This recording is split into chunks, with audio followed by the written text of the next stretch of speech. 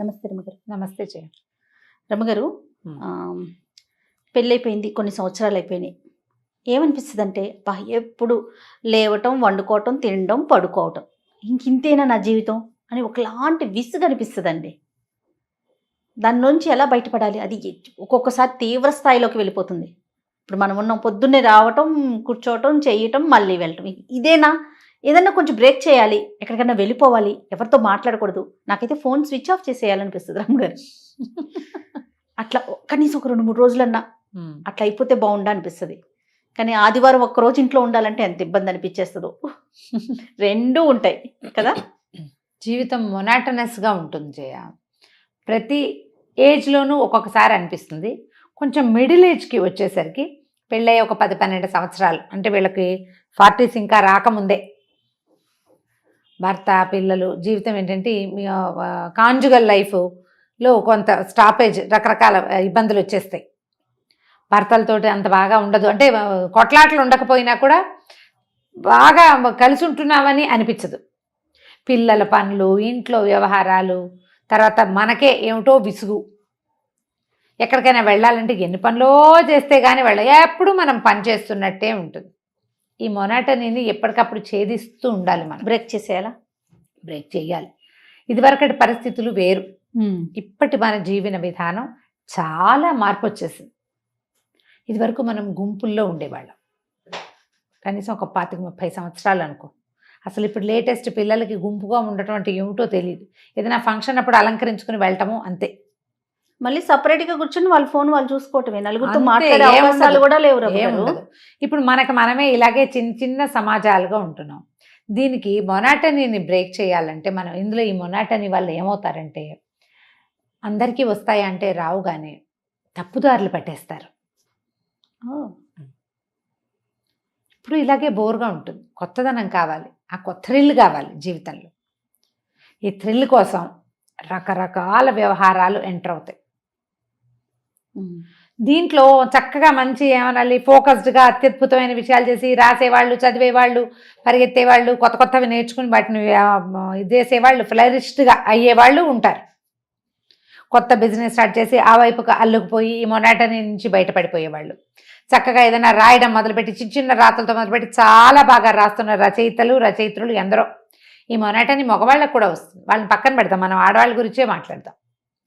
తర్వాత కొత్తవి నేర్చుకోవటం, ఎక్కడికైనా వెళ్తూ ఉండటం, మనం ఏదైనా చూసొచ్చాం దాని మీద కూడా రాయటం, సినిమా చూసాం దాని మీద రాయటం, అలాంటివి చేసేవాళ్ళు ఉంటారు. ఇవన్నీ చూడు మన జీవితంలో ముందుకెళ్ళటానికి. అవును, అవన్నీ మనకి ప్లస్లు అవుతాయి. ఇంకొంతమంది పరాయి మగవాళ్ళతో స్నేహాల్లోకి దిగుతారు, ఫ్రెండ్స్ మధ్య తగాదాలు పెడతారు. మొనాటనీని బ్రేక్ చేయడానికి భర్తతో కాకుండా ఇంకెవరితోటన్నా బయటికి వెళ్ళాలన్న వస్తూ ఉంటుంది. ఫ్యామిలీ విచ్ఛిన్నం అయిపోతుంది. ఈ మొనాటనస్గా ఉండటం వల్ల ఎప్పుడు అవే మొహాలు, అదే కాస్త కొత్తదనం ఎక్కడైనా కనపడితే అటువైపు ఆకర్షితులైపోతాం. అది చెడు కావచ్చు అప్పుడప్పుడు. ఇదొక సమస్య. ఇంకొంతమంది డిప్రెషన్కి లోనైపోతారు. ఈ మూడో కేటగిరీ, నేను ఇంతకుముందు చెప్పిన కేటగిరీలో అందరూ ఉంటారని నేను అన్ను. కొంతమంది వెళ్ళేందుకు అవకాశం ఉంది. ఫోన్లలో ఎవరితోటైనా చాట్ చేస్తూ ఉండటం, ఎవరితోటో మాట్లాడటం, అంతే. అంటే తమ టైంని వేరే చోట ఎంగేజ్ చేసుకుంటారు. ఈ బోర్డమ్ అవ్వచ్చు, చెడు అవ్వచ్చు. ఈ బోర్డమ్ని జయించడానికి. రైట్. తర్వాత డిప్రెషన్కి లోనైపోయేవాళ్ళు, అనారోగ్యాలకి లోనైపోయేవాళ్ళు. తద్వారా ఏమవుతుందంటే ఫ్యామిలీ నుంచి చెడిపోతారు. డిప్రెస్డ్గా ఉన్నా ఫ్యామిలీతో సెపరేషన్ వచ్చేస్తుంది. అవును, వీళ్ళ కష్టం ఏమిటో అవతల వాళ్ళకి అర్థం కాదు. అన్నీ ఉన్నాయి, శుభ్రంగా డబ్బులు ఉన్నాయి, సరిపడా మనకి చాలా లేపైనా ఉన్నాయి. సో ఇలా ముచ్చేలాగా పిల్లలు ఉన్నారు, అమ్మ నాన్న ఉన్నారు, భర్త బాగానే ఉంటాడు, అతనికి ఏం హ్యాబిట్స్ లేవు, బాగానే ఉంటాడు, సంసారం నడు. ఎందుకు ఈ అమ్మాయి డిప్రెషన్గా ఉంది, ఇంత డిప్రెసివ్గా ఎందుకు అయిపోతుంది అర్థం కాదు. లోన్లీనెస్, మొనాటనీ నిన్ను అలా చేస్తున్నాయనే విషయం అవతల వాళ్ళకి అర్థమే కాదు. నాకు డిప్రెషన్ అమ్మా అని చెప్పేవాళ్ళని నేను ఎంతమందిని వింటూ ఉంటానో జయ. డిప్రెస్డ్గా ఉంటుంది అంటే మనం ఏంటంటే మనకున్న ఈ పరిస్థితుల్ని బీట్ చేయటం రాదు, దాటి వెళ్ళటం రాదు, దాటితే తప్పేమో అని అనిపిస్తుంది, స్వతంత్రించలేకపోతారు. నాకు విసుగ్గా ఉంది, నేను ఏదైనా చేస్తానంటే రెండో వాళ్ళు దాన్ని సమర్థించరు, ఒప్పుకోరు. వాళ్ళతోటి కూడా ఒకవేళ మిగిలిన విషయాల్లో బాగానే ఉంటారు. ఇలా ఈమెకు వస్తున్న ఈ విసుగుని, ఈ చికాకుని వాళ్ళు అర్థం చేసుకోలేరు. డిప్రెషన్ క్రమంగా అనారోగ్యానికి దారితీస్తుంది.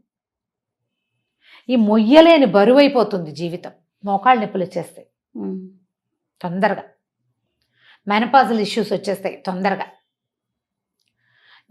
ఎంతసేపు ఇంకొంతమందికి ఖాళీగా ఉండి ఉండి భర్తల మీద అనుమానాలు వస్తూ ఉంటాయి. మనకేం పని లేదు, ఎంతసేపు వాళ్ళ మీదే దృష్టి, పిల్లల మీదే దృష్టి, భయాలు వస్తాయి. వాళ్ళకి ఏదైనా అయిపోతుందేమో, వీళ్ళకి ఏదైనా అయిపోతుందేమో, అమ్మా నాన్న ఏదైనా అయిపోతారేమో, మరణాలు. అక్కడి నుంచి కొంతమంది టీవీ న్యూస్లు తెగ చూసేస్తుంటారు. అవునండి. న్యూస్లు చూసి భయం. ఎలా జయించాలి రమ్మగారు మరి? మొనాటనీని జయించాలంటే ముందు మిమ్మల్ని మీరు జయించాలి. నేను మొన్న చేసిన వీడియోలో నేను చెప్పలేదు అదే, నాకు కూడా అలాగే ఉంటుంది. దాని నుంచి ఎవ్వరూ తప్పించుకోలేరమ్మా. ఇది అందరికీ ఉండేది. బాగా బిజీగా ఉండి రోజస్తమానం పనిచేసి అంటే క్రియేటివ్ పనులు చేసే వాళ్ళకి కూడా మొనాటనీ వస్తుంది. నేను చెప్పట్లా, మంచి అంతే, మంచి సంపాదనలో ఉన్న వాళ్ళకి కూడా మొనాటనీ వస్తుంది. అద్భుతమైన అద్భుతమైన దాంపత్య జీవితం, మంచి సంసార జీవితం ఉన్న వాళ్ళకి వస్తుంది. మొనాటనీ రావటం ఏంటంటే మనకి సమాజం చిన్నదైపోవటం వల్ల వస్తుంది. శరీరంలో హార్మోన్స్లో ఒక చిన్న ఇంబ్యాలెన్స్ ఏర్పడినా కూడా వస్తుంది. ఓకే. విసుగుదల జయించాలంటే మీరు ఏ బంధనాల్లో కట్టుబడి ఉన్నారో వాటిని లూజన్ చేసుకోండి. కొంచెం ఒక చిన్న హౌస్ వైఫ్ అనుకుందాం, మామూలు house wife, middle class family. మీకు సరదా వచ్చే ఏ విషయాన్నైనా తీసుకోండి. అది ఫ్యామిలీని ఇబ్బంది పెట్టకూడదు, మీ సేఫ్టీకి ఇబ్బంది కాకూడదు. కానీ సరదాలని ఒక లిస్ట్ అవుట్ చేయండి. సరదాగా బకెట్ లిస్ట్. చిన్నప్పుడు ఎప్పుడో చేయాలనుకున్నా. మన ఇలాంటి మాటలు చెప్తేనే లంగా ఓణీ వేసుకోవాలని ఉండేది ఆవిడికి. ఓణీలు మొదలుపెట్టిన కొద్ది రోజుల్లోనే పెళ్లి చేసేసారు. అత్తగారు ఓణీలు వేసుకొని ఇవ్వలా, చీరలు కట్టించేశారు. చిన్నప్పటి నుంచి ఎర్లీగానే శారీస్ కట్టుకున్నారు. అసలు ఆకుపచ్చ లంగా, నల్ల ఓణి అవన్నీ సరదాలు ఉండేవి ఆవిడికి. నేను చెప్పేది దానికి ఏముంది ఇప్పుడు మొహమాటం. పెద్ద పెద్ద వాళ్ళు యాంకర్లు ప్రతి చోట లంగా ఓణీ జావేలే వేసుకుంటున్నారు. పెళ్లిళ్లలో కూతుళ్ళ ఓణీల ఫంక్షన్లో తల్లులు ఓణీలు వేసుకుంటున్న వాళ్ళు కనపడుతున్నారు ఇప్పుడు. అవును. మొహమాటానికి ఏముంది, ఏదైనా ఫంక్షన్లో వేసేసుకోండి. మా వాళ్ళంతా నవ్వుతుంది, గాడిద గుడ్డు, ఏం పర్వాలా. అద్భుతమైన సెలబ్రిటీల పేర్లు 5-6 కావాలంటే నేను లిస్ట్ ఇప్పుడు చెప్పట్లా. నేను ఇప్పుడు చెప్పను, వాళ్ళ పేరు ఎత్తడం నాకు ఇష్టం లేదు. నేను వాళ్ళని తక్కువ చేయటల్లా. బాగానే ఉంది, నాకు సరదాగానే ఉంది. సరదా పడండి దాని మీద. ఏమిటి ఈ వేషం అనుకోకండి. ఒంటి నిండా బట్టలు ఉన్నాయి కదా, చీర అయితే ఏమిటి, ఓణి అయితే ఏం తేడా. నేను డ్రెస్ వేసుకుంటే అందరు కొంతమంది అడిగారు, మీరు కూడా వేసుకుంటారు, ఏంటి డ్రెస్సులో తప్పు, అదేమన్నా టీషర్టా, అదేమన్నా ప్యాంటా? కాదుగా. అవునండి. చక్కగా ఒంటి నిండా బట్టలుగా ఇక్కడి నుంచి మొదలుపెట్టి చేతులు ఇక్కడ దాకా ఉండి శుభ్రమైన డ్రెస్ ఒంటి నిండా అంటే ప్రోగ్రామ్ ను బట్టి మనం డ్రెస్ ఉంటుంది. ప్రోగ్రామ్ కూడా కాదు, మీ ఇష్టం, అది నా చాయిస్. ఏనాటి మా నాయనమ్మ నాయనమ్మ పోయిందే 86లో. 86లో పోయిన మా నాయనమ్మ 82లో 87లో పోయారు. 81, 82లో పిల్లలు ఓణీలు ఎందుకు లాగు చొక్కా వేసుకో, ఒంటి నిండా పొట్టంతా కనపడుతుంది, పిల్లకి పొట్ట కవర్ తీసుకోవటం రాదని 82లో మా నాయనమ్మ, అప్పటికి ఆవిడ ఇంచుమించుగా 80 సంవత్సరాల వయసున్న ఆవిడ, లాగు చొక్కా వేసుకో అంటే చుడీదార్ వేసుకోవటం అన్నమాట. పంజాబీ డ్రెస్సులు అప్పుడు కొత్త, చక్కగా ఉంది, ఒంటి నిండా బట్టలు ఉన్నాయి పిల్లకి. ఆ ఓణీలు ఎందుకు, పొట్టంతా బయట, ఇవంతా బయట అనేవారు మా నాయనమ్మ. ఈ వెనకబడిన జాతిని ఏమనాలో అర్థం కాదు నాకు. ఒక చుడీదార్ వేసుకుంటే మీకు తప్పు. వీళ్ళకి ఇలాంటి పిచ్చ ఆలోచనల నుంచి బయటికి రండి అమ్మ. ఈ పిచ్చల్లో పడకండి. ఒంటి నిండా వేసుకునే బట్టలు ఏవైనా వేసుకోవచ్చు. మొనాటనీని జయించండి. మీకు 50 ఏళ్ళున్నా 70 ఏళ్ళున్నా పర్వాలేదు. అసభ్యకరంగా ఉంటే పోనీ నువ్వు మాట్లాడాలి, నువ్వు ఏదైనాను. అసభ్యత లేదు, ఒంటి నిండా బట్టలున్నాయి. నువ్వు ఎవరిని ఏమనగలవని ఎవరినైనా ఏమైనా అంటావో చెప్పు.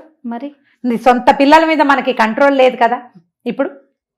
అట్లాగే ఉన్నారు రమ్మగారు. ఎందుకో ఈ పిచ్చి ఆలోచనలో నుంచి బయటకు వచ్చేయండి.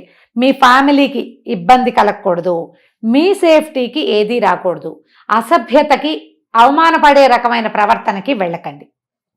మీ ఆత్మగౌరవాన్ని, ఆత్మాభిమానాన్ని రక్షించుకుంటూ మీరు ఏ మొనాటనీలో నుంచి మీకు విసుగ్గా అవుతో దాంట్లో నుంచి చేంజ్ చేసుకోండి. నా సజెషన్స్ ఎప్పుడు కూడా చాలా ప్రాక్టికల్గా ఉంటాను జయ. నేను అవునండి. నా సొంత విషయంలో నేను ఏం చేయగలను నేను అదే చెప్తా కానీ నేను చెయ్యలేనివి నేను చెప్పట్లేదు. పొద్దున్నే నిద్రలేచి అంటే వాళ్ళంతా బంగారు తల్లులు. నేను పొద్దున్నే లేస్తాను కానీ అందులో లేవగానే స్నానం చేసి స్టవ్ ముట్టుకునే గుణం లేదు నాకు. ఆ బంగారు తల్లిని కానని చెప్తున్నాను నేను ఓపెన్గా. ఎస్, మోస్ట్ ప్రాక్టికల్ థింగ్స్ ఈ రోజుకి కావాల్సిందే. ఇవాళకి ఏం కావాలి, అందులో మనం ఇబ్బంది పడకూడదు, ఎస్, మన కుటుంబం ఇబ్బంది పడకూడదు, మనం హాయిగా ఉండాలి. ఈ తలకాయ నొప్పులు, ఈ విసగట, దీన్ని బీట్అవుట్ చేయండి. నా పాయింట్స్ ఏంటంటే ఎక్కడికైనా అవుటింగ్కి వెళ్ళండి. ఎస్. ఇప్పుడు ఉద్యోగాలు నేనున్నాను రమ్మగారు, నా గురించి చెప్పండి. నువ్వే అవుటింగ్, నీ ఆయన పిల్ల అమ్మ అక్క కాదు, నాతో పద. ఓకే, అలా గ్యాప్ తీసుకోండి. ఫ్రెండ్స్ మన ఫ్రెండ్స్ తోటి ఒక 3-4 కలిసి వెళ్ళొచ్చు కదా. ఒక చిన్న ప్లేస్కి ఎక్కడికైనా వెళ్ళండి. బాధ్యతలు లేని ఒక 2 రోజుల జీవితాన్ని అనుభవించండి. ఇందులో బాధ్యత లేదా అంటే అసలు లేకపోవట్లేదు. మీ బాధ్యత మీ మీదే ఉంది, మీ కుటుంబ మర్యాద మీ మీదే ఉంది, మీ ఆత్మగౌరవం మీరే కాపాడుకోవాలి. ఈ బాధ్యతను తీసుకోండి. పిల్లలు, బట్టలు, భర్త, సామాన్లు, బ్యాగ్ పెట్టావా, అది పెట్టావా, ఇది పెట్టావా, ప్రశ్నల నుంచి 2 రోజులు బయటకు రండి. ఓన్లీ 2 days అని చెప్తున్నా నేను. ఇందులో మిమ్మల్ని బరితెగించమని ఇవి నేర్పిస్తారా అలాంటి పిచ్చి ప్రశ్నలు వేస్తే పిలిచి మరీ పళ్ళు రాలగొట్టేస్తా. ఎవరైనా సరే ఇంటికి పిలిచి పళ్ళు రాలగొట్టేస్తాను. ఎందుకు రమ్మగారు బాగా కోపం వస్తుంది జయ నాకు. ఏమిటి ఒక హాయిగా ఫ్రీగా ఉండండి అంటే ఇవి నేర్పిస్తారు. ఏమిటి అవి నేర్పిస్తారు? నేనా బట్టలు ఇప్పుకుని తిరగమన్నాను? మంచిని తీసుకోలేకపోతున్నారు. ఎందుకంటే మీ బుర్రలో బూజుంది, మీ బుర్రలో పాత చింతకాయ పచ్చడి ఉంది 10 ఏళ్ల క్రితం. దాన్ని పారేయండి బయట. మనుషులుగా ఉండండి కనీసం. ఈ రోజున ఏది అవసరమో అది తీసుకోండి. ఖచ్చితంగా. నేను నీతులు కాదు చెప్పేది, అవసరమైన విషయాలు. నేను చేయలేకపోతే చెప్పకూడదు, చేసేది కదా చెప్తున్నాను నేను. మరి గ్యాప్ తీసుకోండి. చిన్ననాటి స్నేహితుల్ని కలవండి, చిన్నప్పటి విషయాలు మాట్లాడుకోండి. ఏవైనా చేదు జ్ఞాపకాలు ఉంటే ఎక్కడైనా చెప్పి వాటిని లెట్అవుట్ చేసేసుకోండి. ఎవరో ఒకళ్ళకి చెప్పండి, మీకు మీరే చెప్పుకోండి. దేవుడి దగ్గర కూర్చుని మీ కష్టాన్ని చెప్పేసుకోండి. తలుపేసేసుకోండి, వాకిలి తలుపులు వేసేయండి. చక్కగా దీపారాధన చేసుకోండి. పువ్వులు పెట్టి బాగా అలంకరణ, పాయసం అవి ఇవి చక్కగా చేయండి. 2-3 స్వీట్లు దేవుడి దగ్గర కూర్చోండి. మీకు లోపల ఏ చికాకు, ఏ విసుగుతోటి మీకు మొనాటనస్గా అనిపిస్తుందో ముందు అది తెలుసుకోండి, దాన్ని బయట పెట్టేయండి. చక్కగా దీపారాధన చేసాం కదా, పాయసం అవి నివేదన పెట్టి పాయసం తినేయండి. తర్వాత ఎంత ఫ్రెష్గా ఉంటుందో చూడండి. ఓకే, చాలా ఫ్రెష్గా ఉంటుంది. దీంట్లో నుంచి బయటపడడానికి ఈ రోజువారీ ఒకే రకంగా పనిచేస్తూ ఉంటాం కదా, వాటిని బీట్ చేయండి. అవే రకపు వంటలు వద్దు, కొంచెం మార్చండి. ఇంట్లో సామాన్లు అవి అన్ని ఎప్పుడు ఒకేలా ఉంటాయి అనుకోండి. సోఫాలు, కుర్చీలు మార్చుకోండి. కర్టెన్లు మార్చుకోండి. ఏదైనా ఫ్రెష్ పువ్వులు ఇంట్లో కనపడేలాగా పెట్టుకోండి. మొక్కలు పెంచండి. ఇంట్లోనే కాస్త చక్కగా పచ్చటి మొక్కలు ఇవాళ ఇక్కడ హ్యాంగ్ చేస్తే రేపు ఇంకో చోట హ్యాంగ్ చేయండి. బెడ్రూమ్లో ప్రతిరోజు ఒక అగరబత్తి వెలిగించుకోండి. మీకు నచ్చిన వాసన ఉండేది. పర్ఫ్యూమ్స్ అవి కాకుండా సాంబ్రాణి పొగ వేసుకోండి. దానివల్ల కొంత ఫ్రెష్ ఫీల్ వస్తుంది. ఏ మొనాటనీని మీరు జయించాలని భావిస్తున్నారో ముందు అది ఏమిటో మీరు తెలుసుకోండి.